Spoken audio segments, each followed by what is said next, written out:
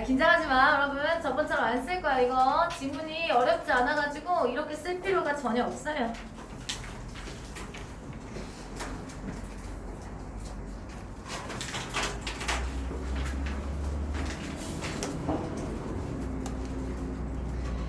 자, 사강 들어봅시다. 사우디아라비아는 석유 강국이다. 일본 하면 자동차와 애니메이션이 떠오른다. 우리가 극장에서 주로 보는 외국 영화는 미국의 할리우드 영화다. 전 세계에서 생산되는 전자제품들 우리나라 생산 반도체가 꽂혀 있다까지 가로쳐요. 예시 열겁니다. 방금 가로친 건 여러분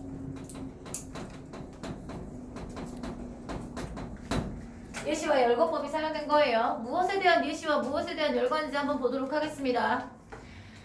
나라마다 이렇게 특정 제품이 전 세계로 팔리게 되는 이유는 나라마다 잘 만들 수 있는 재화의 서비스를 특화해서 이를 세계적인 교환하고 이를 통해서 이익을 얻기 때문. 즉 다른 나라보다 더 만들 수 있는 재화 서비스를 특화하여 국제 거래를 통해 교환으로써 거래 당사국이 모두 이익을 얻을 수 있는데 이를 뒷받침하는 이론이 절대 우위론과 비교 우위론이 있다라고 이야기를 하고 있습니다. 그러니까 여기에서는 제품 특화한 것에 대한 예시겠어요. 이해됐습니까? 나라마다 무엇에 대한 예시다?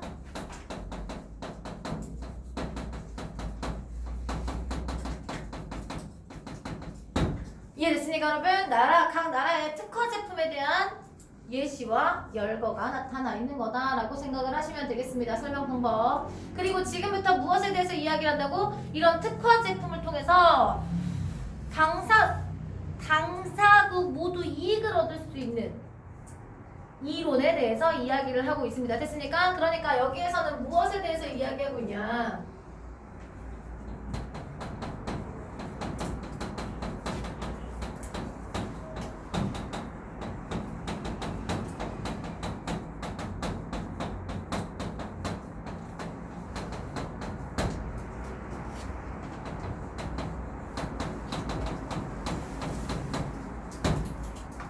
이것을 설명할 수 있는 이론인 거죠. 이해됐습니까? 이 이론이 두 가지로 분류를 해놨습니다.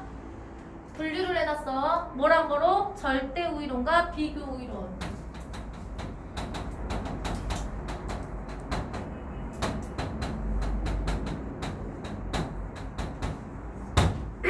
됐습니까? 어렵지 않죠? 표를 볼게요. A국이랑 B국 나오죠, 여러분? 이거 사례 적용하는 거예요. 그러니까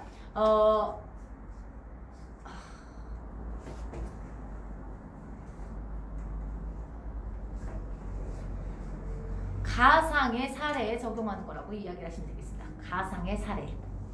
표 1은 가상의 사례입니다. 실제 A국과 B국이 있는 게 아니고 A국과 B국이라는 가상의 사례에 지금 적용을 하면서 여러분들의 설 이해도를 도와주고 있는 거라고 생각을 하시면 돼요.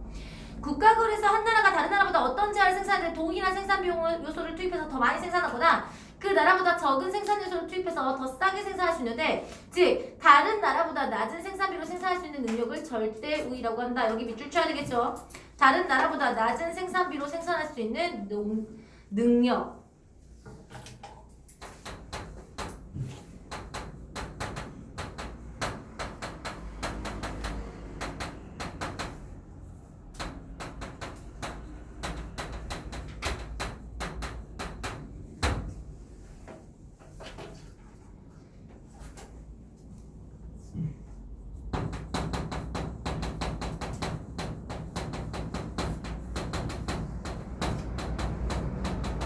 이 절대 우위다.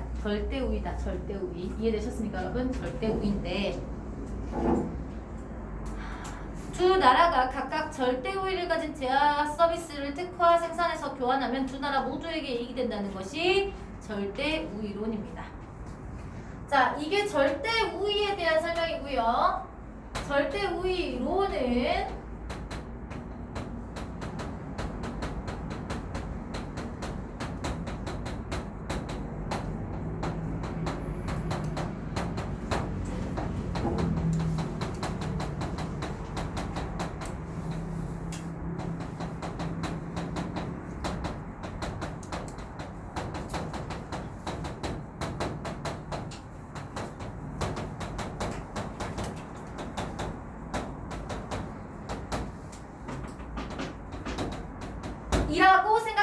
절대 우위론이다 이런 뜻이에요.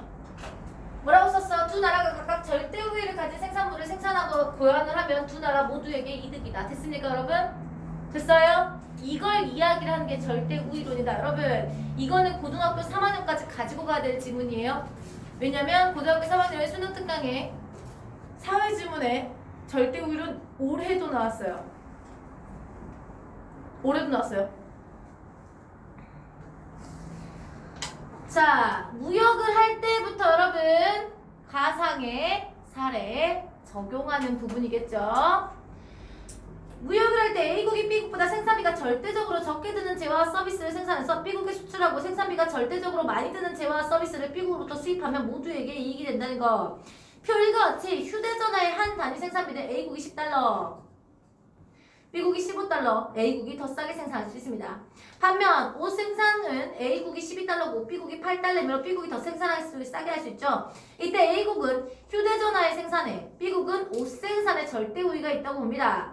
양국 모두 절대 우위에 있는 상품을 특화해서 1대1로 교환하면 A국은 20달러, B국은 16달러로 휴대전화와 옷 한 대와 옷 한 벌씩을 얻을 수 있게 되므로 무역 전보다 A국은 2달러, B국은 7달러의 무역이익이 발생한다.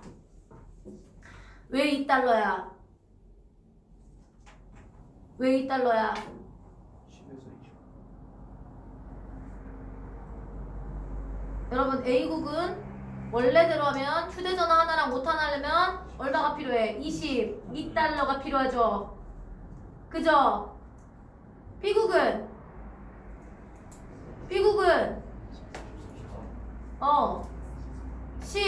23달러가 필요하잖아.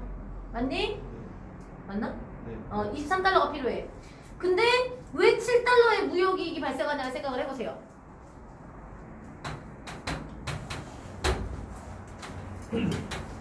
이건 안 적어도 돼요. 이건 안 적어도 돼. 선생님이 그냥 설명해 주려고 하는 거야. 10, 15, 12, 8 됐어요? 그러니까 원래 하면 얼마? 원래 하면 22, 원래 하면 23이잖아. 이해됐어? 근데 얘네 지금 1대1로 교환하면 얼마? 둘이 합쳐가지고 얘 만들고 얘 만들면 얼마로? 20달러로. 맞니? 아니지 18달러는 잠깐만 16달러 B만 16달러, A는 20달러.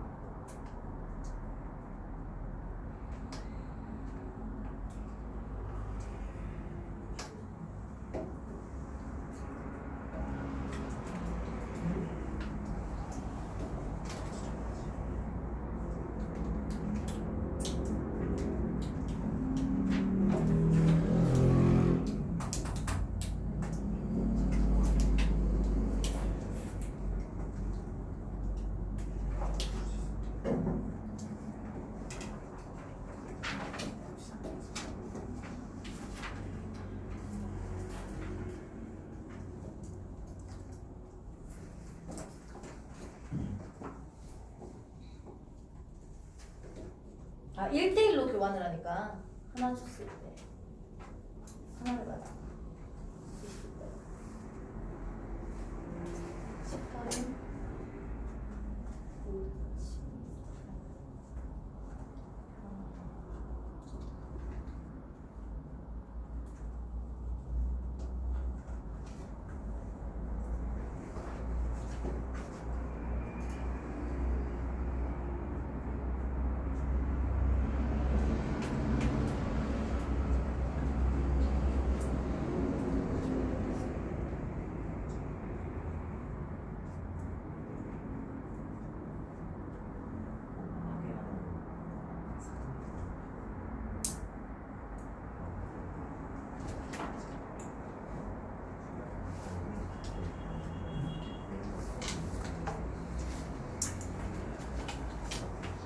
휴대전화 한 단의 생산비가 6달러, 옷의 생산국이 12달러, B국은 8달러.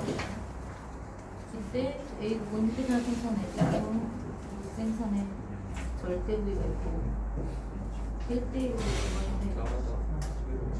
A가 19개 아니고 B가 8개 12개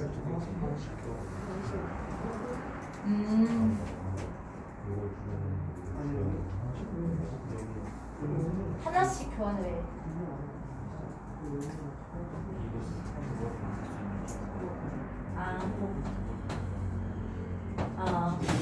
맞아요. 그 말이에요. 교환을 하려고 하면 두 개를 만들어야 된다는 소리죠. 그렇죠? 교환을 하려면 두 개를 만들어야 돼. 얘네. 이해됐어요? 하나하나를 교환을 한다고 하면 두 개를 만들어야 되기 때문에 얘는 20달러를 사용하게 되고 얘네는 16달러를 사용하게 되는 거예요. 이해되시죠? 그랬을 때 교환을 한다고 치면 얘는 20달러로 하나하나씩 해야 되기 때문에 2달러가 생기는 거고요. 얘는 16이랑 23 비교를 하면 7달러의 차이가 난다. 그런 뜻이네요. 됐어요, 여러분? 좋습니다. 그러나 만일 A국의 생산비가 두 상품 모두 B국보다 낮다고 하면 어떻게 하냐? 이런 무역이 이루어질 수 있을까? 여러분 물어보고 지가 대답하죠. 설명 방법. 응답법. 국제거래에서 한 나라가 다른 나라에 비해 모든 재화와 서비스를 생산하는데 절대 우위를 가질 때에도 두 나라 사이에서도 무역이 발생할 수 있는데 이걸 비교 우위론에서 설명할 수 있습니다.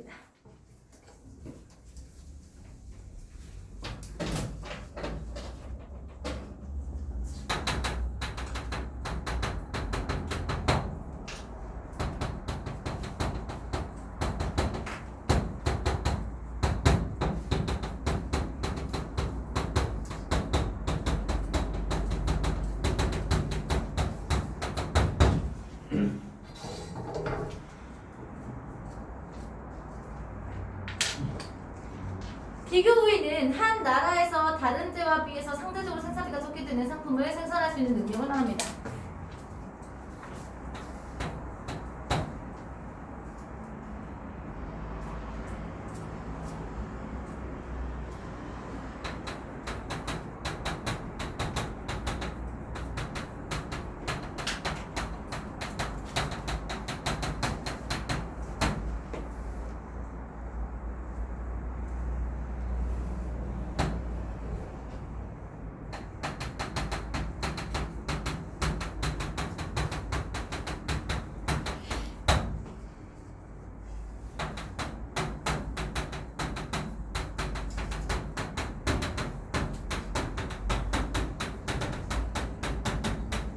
설명 방법 여러분 얘랑 얘는 정의예요. 그렇죠? 설명 방법 문제 나올 거 말씀드리는 겁니다. 얘랑 얘는 정의예요.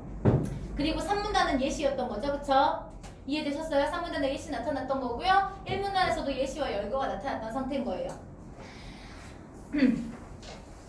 무역을 할 때 한 나라가 상대국보다 생산비가 상대적으로 적게 드는 상품을 수출을 하고 생산비가 상대적으로 많이 드는 상품을 수입을 하는 것이죠. 이게 비교 우위론이죠.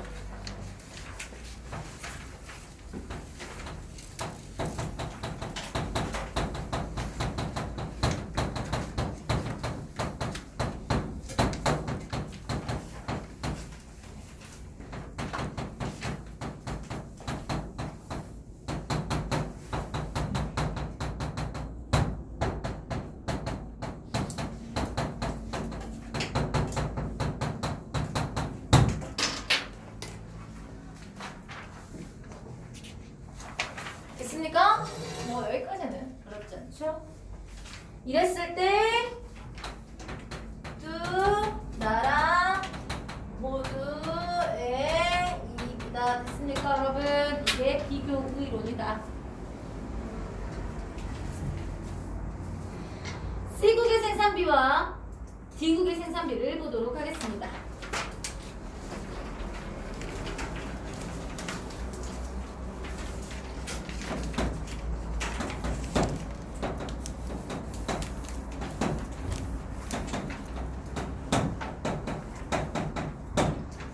둘 다 절대 우위는 C가 가지고 있어요. 그죠? 절대 우위는 C가 가지고 있어요. 보이시죠? 절대 우위는 C가 가지고 있어요. 비교율에 의한 무역의 특과 과정과 무역 이후의 후의 이익을 기회비용을 통해서 살펴봅시다. 기회비용이란 정의죠. 어떤 것을 선택할 때 어떤 것을 포기하는 것의 가치로 나타납니다. 그리고 합리적으로 선택하려면 기회비용이 적은 것을 선택을 해야 되는데 정의가 나타난 겁니다. 표 2에서 휴대전화 생산과 옷 생산에 있어 시국은 절대 우위를 둘 다 갖습니다. 이때 휴대전화의 옷 1단위 생산에 따른 기회비용의 순서를 구하면 각국은 C국은 옷은 12분의 10단위, 휴대전화는 10분의 12단위, D국은 15분의 20단위, 휴대전화는 20분의 15단위가 발생한다. 여기에서 어렵게 생각할 필요가 없어요, 여러분. 이거의 기회비용을 살펴보면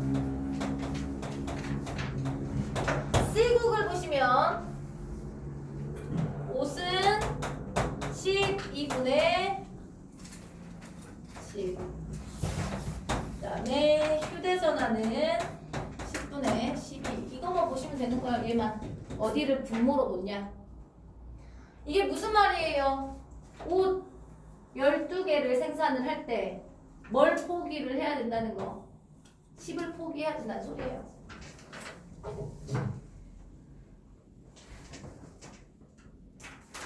이해됐습니까? 휴대폰도 마찬가지죠? 10을 선택을 할 때 옷 12개 포기해야 된다는 소리예요. 이해되셨어요? 이해돼? 12달러. 이걸 포기해야 된다는 소리예요. 12달러를. 옷 하나를 휴대전화 하나 만들 때 이거 포기해야 된다는 소리예요. 이해되시죠? 얘도 마찬가지. 12달러 쓸 때 10달러 포기해야 된다는 소리. 이해되시죠? 이게 기회비용이에요. 자, 그 다음에 D국은 마찬가지죠. D국의 옷은 몇이겠습니까? 옷은 15분의 20 맞습니까? 15분의 20. 휴대전화는 20분의 15.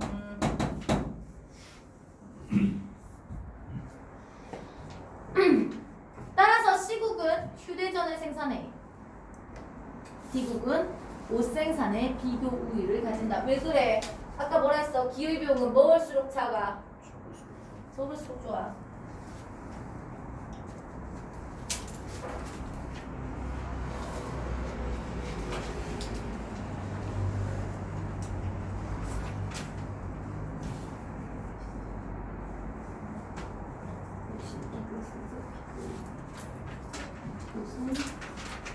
얘는 5번.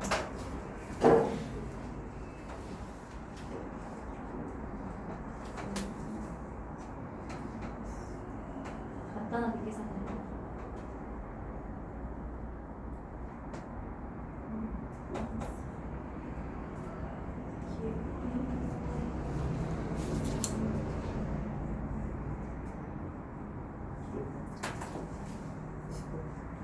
그러면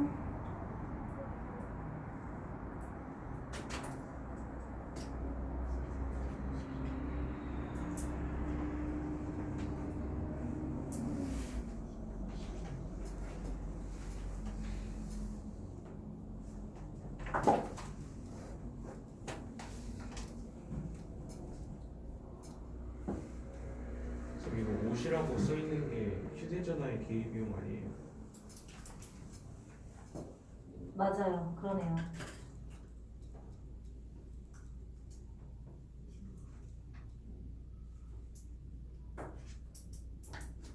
기회비용 순서대로 보니까.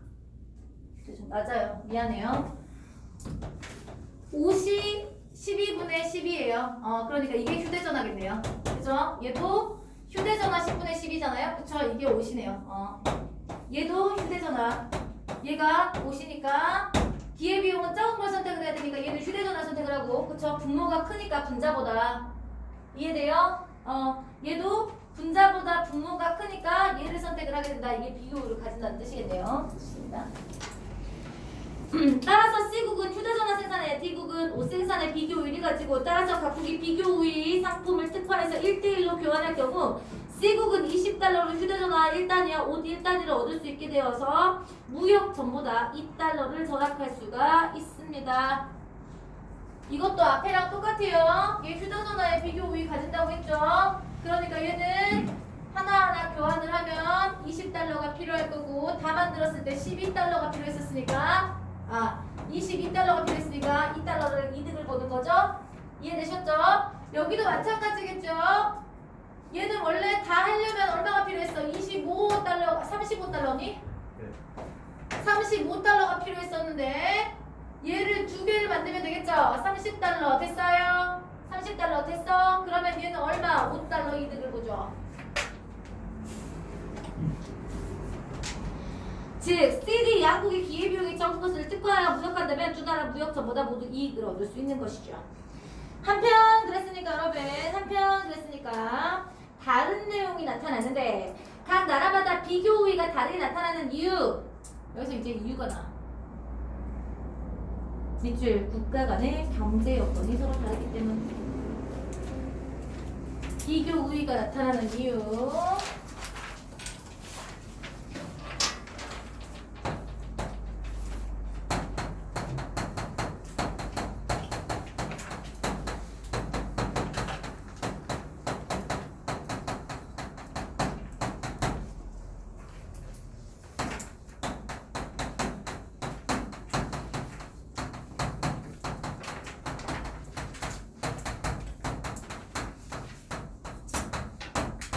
인데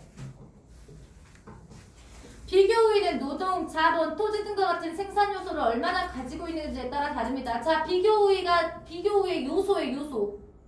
노동, 자본, 토지 등과 같은 생산 요소겠죠? 이해됐죠? 나라마다 부존 자원이 다르므로 부존 자원은 가지고 있는 자원, 존재하고 있는 자원을 이야기합니다.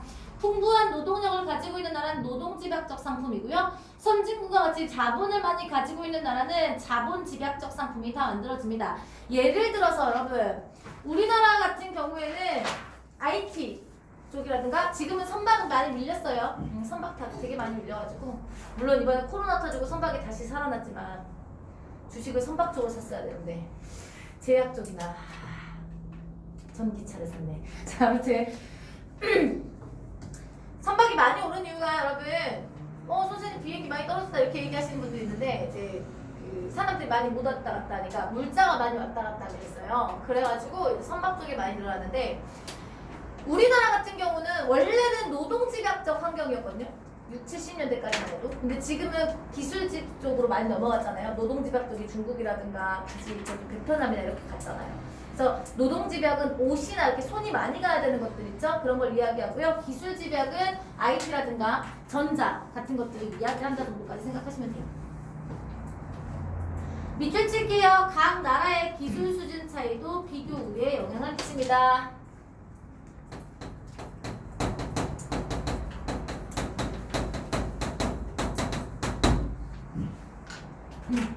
미국은 항공산업에, 일본은 전자제품에, 여러분 이거 예시죠? 우리나라는 조선과 반도체 산업에 우수한 기술력을 가지고 있어 그 분야 기술집약적 상품을 더 잘 만들 수 있다. 됐습니까? 이거 예시예요. 한 나라의 비교 우위는 그 나라가 가지고 있는 생산 요소의 양뿐만 아니라 국민의 의식 수준, 문화 수준 등 질적인 부분에도 영향을 미칩니다. 또한 지리적 여건, 기후 등과 같은 자연 환경 요인에 따라 결정되기도 하죠. 질적 부분.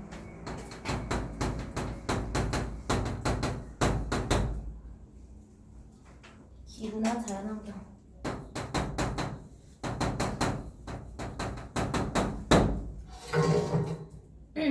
최근에는 창의적 지식, 첨단 과학기술, 고급 정보 등도 중요한 비교 우위의 결정 요인이 되고 있다.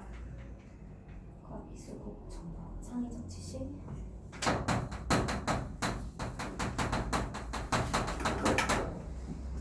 첨단 과학기술.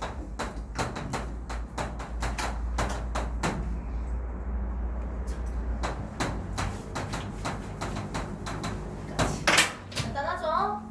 우리 앞에서 배웠던 모의고사에 비하면 아주 간단하게 문제가 풀렸다라고 생각을 하시면 되겠는데, 이게 만약에 시험에 나오면 여러분 어떤 문제 나오냐? 7번 같은 문제 나온다 생각하시면 돼요. 7번 같은 문제. 예, 7번 같은 문제가 나온다라고 생각을 하시면 됩니다. 여러분 틀린 문제 혹시 있을까요? 5, 6, 7 틀린 문제. 이거 먼저 문제 풀어라고 했죠? 문제 풀어라고 했죠? 지문이 워낙 쉬워가지고 틀리진 않았을 거라고 생각을 합니다. 이해되십니까? 그리고 여러분 7번 문제 봤으면 선생님 이거 2개 국가 아니고 다른 국가 나오면 어떻게 해요? 무조건 2개 국가로 나올 겁니다. 예시가. 내가 겁먹지 마세요. 쫄지 마세요. 이렇게 계산을 할 수가 있으면 돼요. 만약에 1대1이 아니고 뭐 다르게 교환을 한다는 조건이 있는 거 아니면 크게 어려울 게 없다고 생각을 합니다.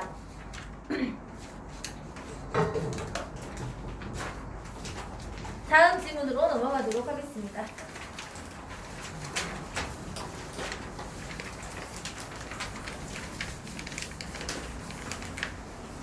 제가 제일 싫어하는 지문이 여러분 음악 지문이랑요 이런 철학 지문입니다. 너무 싫어요. 철학 지문은 정리가 깔끔하게 끝나지도 않습니다. 제가 철학 지문을 얼마나 싫어하냐. 수능 특강이 먼저 인문사회가 나타나는데 인문사회 중에 인문예술이 먼저 나타나. 인문예술 중에서도 인문이 먼저 나타나는데 인문에서 철학 겁나 자주 나오거든요. 나올 때마다 선생님 비문학 정리해 주잖아요. 나 이거 정리하기 싫은데 어떡하지? 이렇게 할 정도로 공부하는 선생님 맨날 비문학 수업할 때 할스에 가서 1시간 반, 2시간 공부를 하고 오는데 공부하는 시간이 한 30분은 더 늘어나요. 너무 힘들어. 여러분들도 쉬운 지문은 아니에요, 5강이. 읽었을 때 막 어렵다는 느낌이 안 들거든요. 확실히 과학기술 지문이 훨씬 어렵다는 느낌이 들 텐데 문제에 적용했을 때는 이런 문제가 훨씬 어렵습니다. 네, 문제 적용했을 때 한번 보겠습니다. 공원 연못에 어린아이가 빠졌습니다. 다급한 상황에 사람들은 발을 동동 구르면서도 선뜻 나서지 못하고 있습니다. 이때 한 남자가 물속에 뛰어듭니다. 그리고 아이를 구합니다. 박수와 찬사 속에서 아이를 구하고 물속에서 나온 남자는 화를 내며 누가 날 밀었어? 우리는 이러한 남자의 행동에 대해서 행위의 동기를 중요하게 할 것인가 결과를 중요시할 것인가에 따라서 두 관점으로 나눠서 평가할 수 있다. 이를 인간 행동의 판별 기준이 목적과 결과의 관점에 더불어 서양 윤리학의 큰 흐름인 의무론적 윤리설과 목적론적 윤리설로 구분할 수 있습니다. 자, 그럼 일문단 어떻게 정리를 할 수 있느냐? 인간 행동의 판별 기준을 목적으로 볼 것인가, 결과로 볼 것인가에 따라 두 가지로 나눈다는 뜻입니다.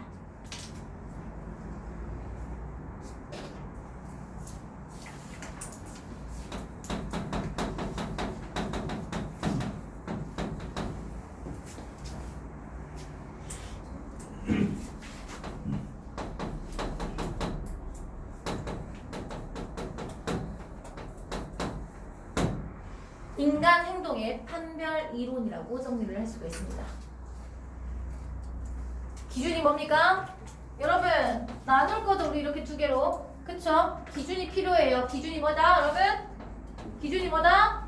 목적과 결과 중에 무엇을 중시할 것이냐. 됐습니까 여러분? 뭐 복잡하게 쓸게 뭐 목적과 결과 중에 무엇을 중시할 것이냐 이렇게 쓰지 말고 목적 vs 결과 중에 무엇을 중시할 것이냐 이렇게 적어도 여러분 무슨 말인지 알겠죠? 그죠? 먼저 기억 의무론적 윤리설로 가보도록 하겠습니다. 여기 설명 방법 뭐예요?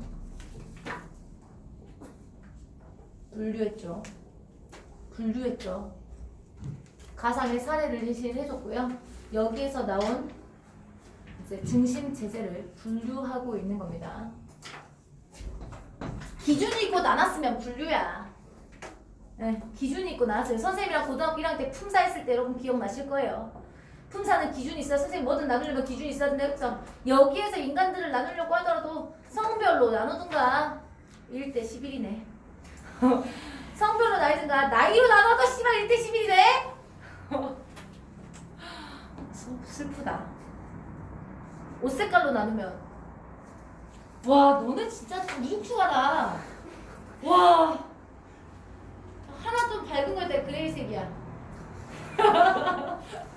그레이색이야. 욕한 거 아니야? 그레이색이라고. 그레이색이야. 파란색 세명 있고. 야 너네 진짜 우중충하다. 너 평생 동안 노란색 옷 몇 번 입어봤어요? 진짜 네? 뭐라고요? 손가락으로 셀 것 같은데? 노란색은 없어요? 어렸을 땐 입었겠지. 엄마 아빠가 입혀줬을 거야. 봄이면 화사하게. 안 그랬을까?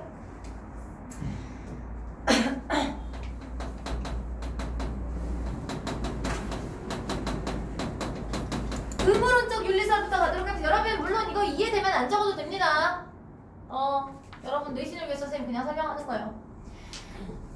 대표하는 철학자 누구다? 칸트다. 칸트.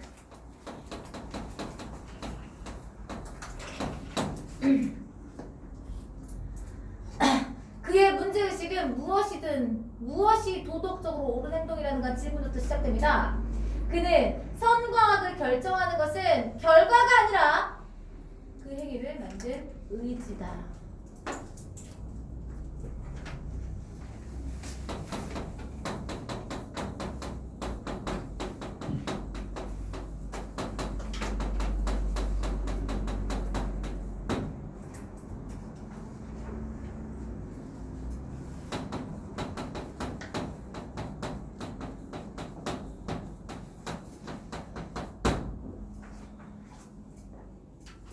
그러니까 얘는 뭘 중요하게 생각하는 거예요? 목적을 중요하게 생각하는 거예요. 여기서 목적과 결과 중에 의무적 부지로 뭘 목적을 중시했다라는 것을 우리는 확인할 수 있는 거예요.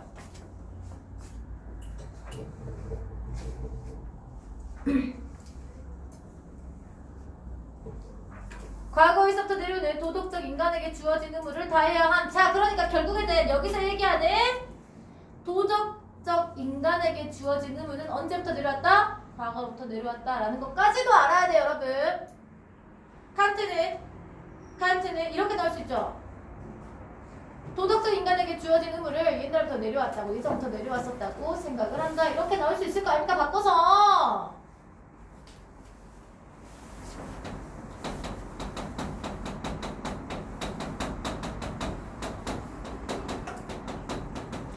이해하셨으면 안 적어도 됩니다.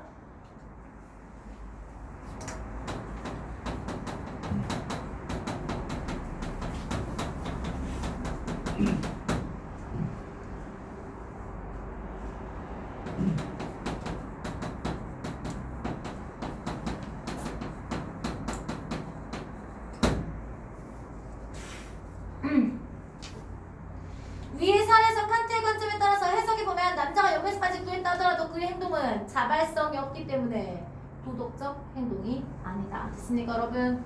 됐어요?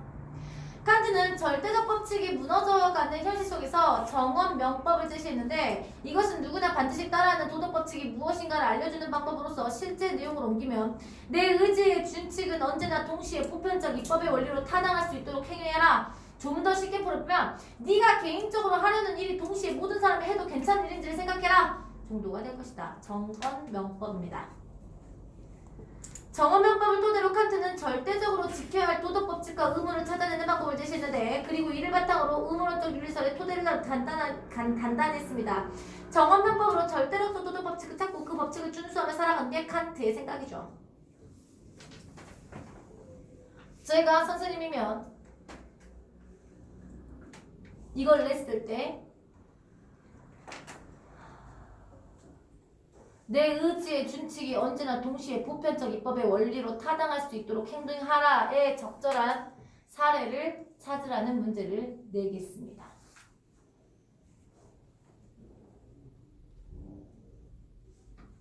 제가 선생님이면 다음 사례 중 칸트의 정원명법에 의해서 도덕적인 행위라고 볼 수 있는 것으로 적절한 것을 고르라는 문제를 저 같으면 내겠습니다.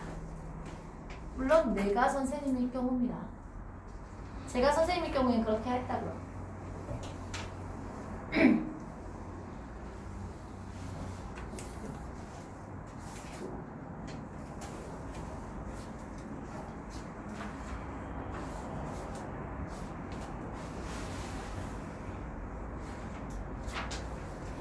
이게 그거라는 거잖아요. 6번 문제랑 연결이 되겠네요. 선생님 방금 전에 얘기한 게 6번 문제랑 연결이 되겠어요. 그쵸?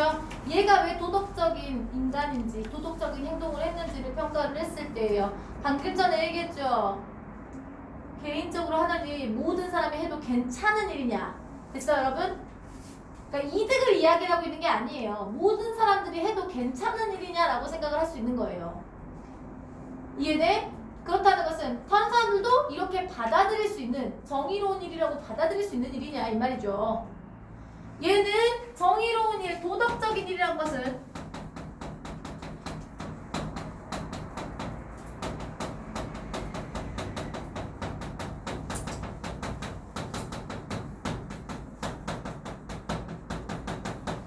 이라는 말이고요. 이것이 여기에서 나오는 에 해당하는 거라고 생각을 하시면 된다는 거예요. 물론 선생님은 지금 되게 쉽게 해석을 해놓은 거고요. 이걸 이해되신 분들은 굳이 정리를 안 해도 된다는 소리입니다. 그럼 6번 문제 고민하지도 않고 정답이 4번으로 나올 수 있다는 겁니다. 이해되셨습니까? 이해되셨어요? 모든 사람이 그렇게 해도 된다고 생각하는 거면 여러분 보편적으로 해도 된다는 뜻이지 않겠습니까? 이해돼요? 자, 이제 목적론적 윤리설 보도록 하겠습니다.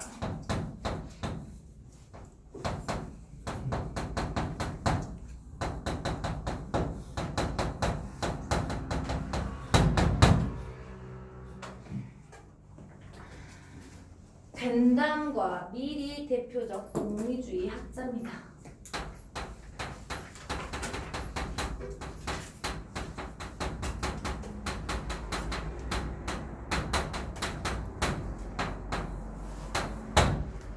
공리주의 뭐예요?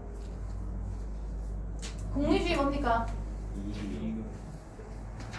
최대인의 최대의 이득을 이야기하는 걸 공리주의라고 합니다. 이건 상식입니다.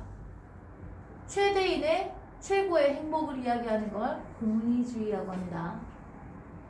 벤담은 우리 여기서 많이 본 사람 아니겠습니까? 패널티콘 할 때 나왔죠, 여러분?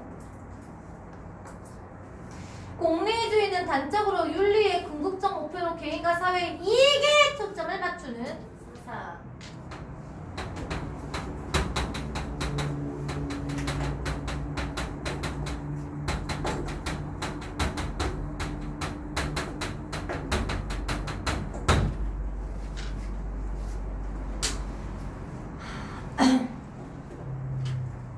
여기에서 이익은 쾌락, 행복으로 바꾸고 말할 수 있습니다. 공리주의의 모토는 최대 다수의 최대 행복으로.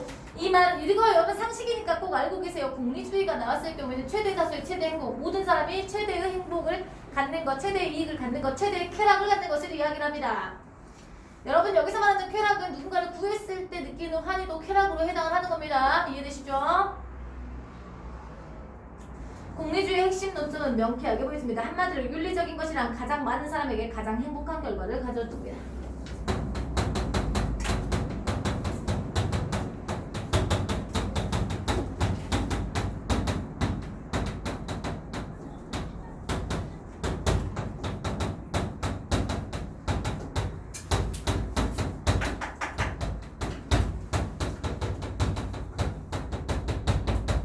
선생님이 안 적어도 된다니까 대충 쓰는 거예요. 아니면 예쁘게 적을 텐데 여러분들이 이해가 되셨으면 굳이 안 적으셔도 되고요. 나중에 복습할 때 나는 이거 보고 할란다 하시는 분들은 이제 적어 놓으시면 되는 거고요. 여기서 행복은 뭐랑 똑같은 거라고요? 이거랑 똑같은 거라고요. 이익과 쾌락이랑 똑같은 거라고. 무슨 말인지 알아먹었어요? 이해되십니까?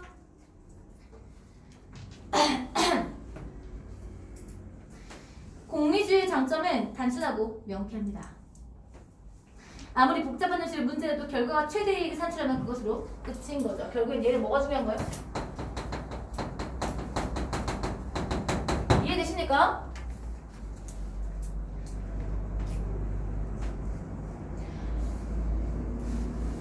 다시 위의 사례를 들어보면 남자의 동기가 자의였든 타의였든 간에 물에 빠진 이를 구한 것으로 모두에게 행복을 가져줬다면 남자의 행위는 도덕적이라고 할 수 있습니다.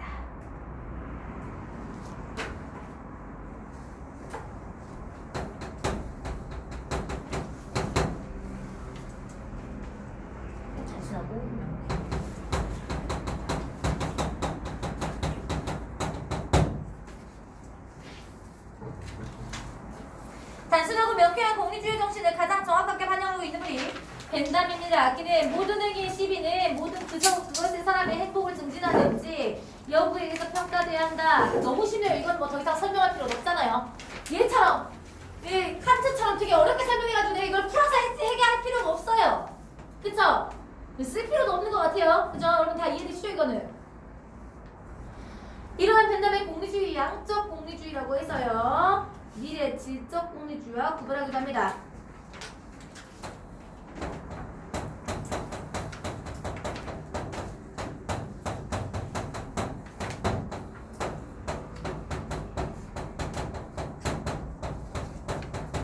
벤축수니까 너무 좋다. 원래대로 했으면 여러분 여기다 또 분류해가지고 벤이랑 밀이랑 벤담이랑 밀이랑 나눠가지고 벤담, 질적, 이렇게 해석했죠. 양적 이렇게 했겠죠.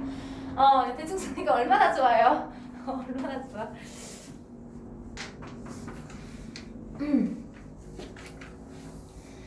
벤담과 밀 이거 공통점이니까 밑줄 칠게요. 공통점. 공통점은 뭐냐? 최대 다수의 최대 행복을 추구한다는 점.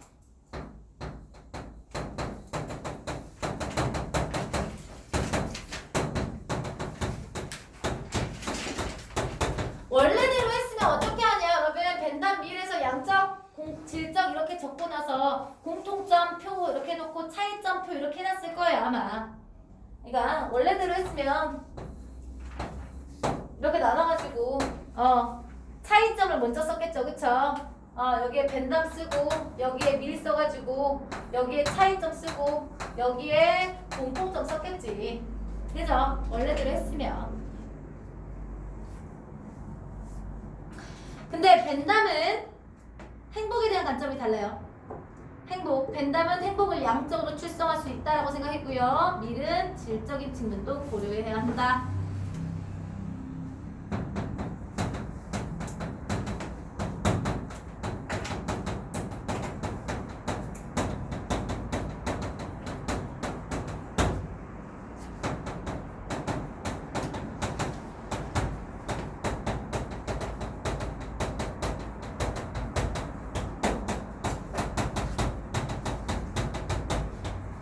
그러니까 원래대로 하면 여기는 행복은 양적으로 측정 가능하다. 행복은 질적도 측정을 해야 한다.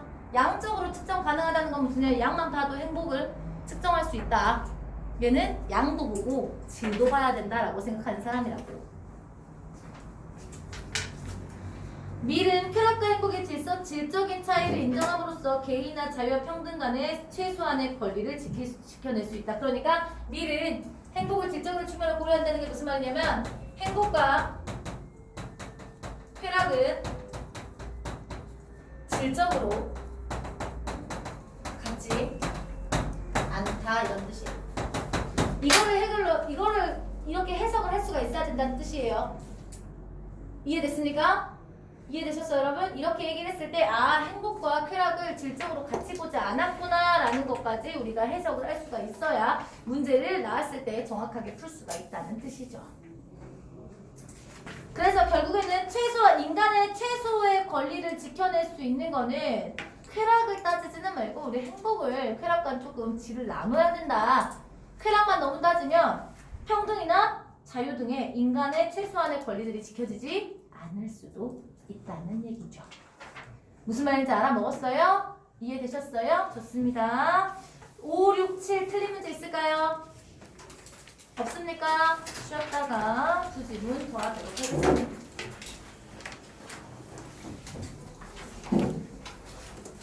육강은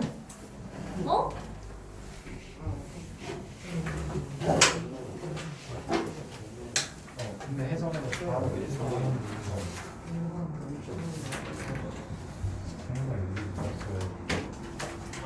편집 어떻게 하실 거예요?